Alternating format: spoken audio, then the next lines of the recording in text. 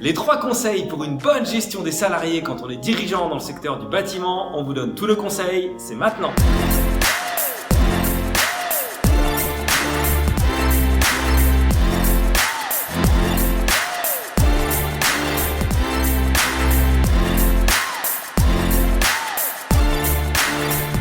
Allez, bonjour à tous, soyez les bienvenus, je suis Fred Jandin, expert en pilotage d'entreprise pour tous les dirigeants dans la grande famille du bâtiment et bien que nous accompagnons dans toute la France à développer leur activité, leur trésorerie, à améliorer leur confort avec un programme complet comprenant l'ensemble des facteurs de développement pour aider le dirigeant à structurer son entreprise et à gagner en performance. Et aujourd'hui, j'ai la chance d'être accompagné de Pascal, secrétaire général de la CAPEB, pour vous aider avec ces 3 conseils au niveau de la gestion des salariés.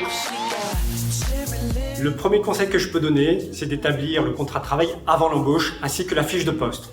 En dépit de la pénurie de main-d'œuvre et du besoin de recruter en urgence des salariés, une embauche est un acte qui se prépare. Ça fait bientôt 20 ans qu'avec la CAPEB, j'accompagne les artisans du bâtiment sur les questions liées à la gestion de leurs salariés. Je suis intervenu à de nombreuses reprises devant le Conseil des prud'hommes et devant la Cour d'appel afin d'assister et de défendre les employeurs. Or, je constate que de nombreux chefs d'entreprise ne définissent pas à l'avance leurs besoins et ne cadrent pas le champ d'intervention de leurs futurs collaborateurs. Il est donc important d'anticiper et de concevoir à l'avance la trame des contrats de travail et des fiches de poste.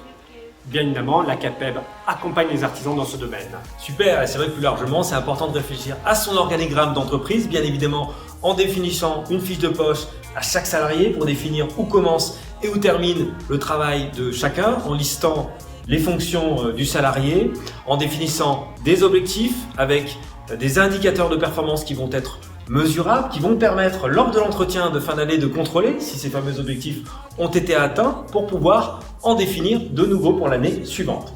Sans fiche de poste, chacun reste sur son ressenti difficilement quantifiable. Le second conseil que je peux donner, c'est d'établir des notes de service. C'est notamment le cas pour les petites entreprises où la note de service est beaucoup plus adaptée qu'un règlement intérieur. Les notes de service permettent de régler les questions de discipline au sein de votre entreprise. C'est notamment le cas pour les consignes de sécurité, pour la gestion d'un parc de véhicules ou de matériel, ou même pour régler les questions d'utilisation du téléphone portable sur les chantiers. Exactement, et ça on peut le faire assez facilement grâce à un tableau dans les communs qui va communiquer les horaires, les règles de vie, les fournisseurs, le règlement intérieur. Ça peut être également l'occasion de créer un groupe WhatsApp en interne pour améliorer la communication et puis pour pouvoir par exemple préparer aussi les réunions mensuelles qui vont faciliter la communication au niveau de la vie de l'entreprise. Le troisième conseil que je peux donner, c'est d'établir des relevés d'heures de travail. Les contentieux portant sur les heures supplémentaires sont encore trop nombreux, faute d'avoir établi une procédure écrite de relevé de ces heures. Je conseille donc d'établir des relevés d'heures qui permettent de consigner un accord entre l'employeur et ses salariés, ce qui évite de nombreux conflits. La gestion des salariés n'est pas innée, c'est une des matières les plus difficiles. N'hésitez donc pas à vous faire aider. Exactement, et c'est vrai que la collecte d'heures est un élément très important.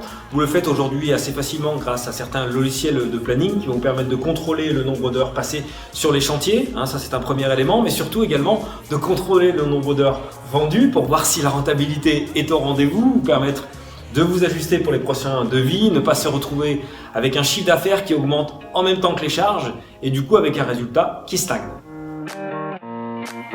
Voilà, on vous invite à commenter ou à donner votre astuce à vous pour que ça serve à la communauté des dirigeants dans le secteur du bâtiment. Et puis si ce n'est pas encore fait, on vous invite à vous inscrire pour recevoir notre série de vidéos de conseils. À bientôt et au plaisir de découvrir votre histoire.